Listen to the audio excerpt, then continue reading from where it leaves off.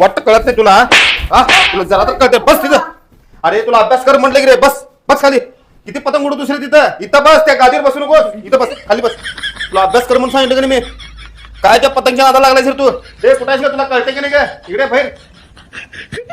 तुला कळते की नाही जरा तर ती पतंग उडवत बसते दिवसभर ती हो कुठे जर पडला तर काय करायचं गाडी बघत नाही काय नाही पुढे गाडी आल्या तसंच पाहायला आवाज करत हा?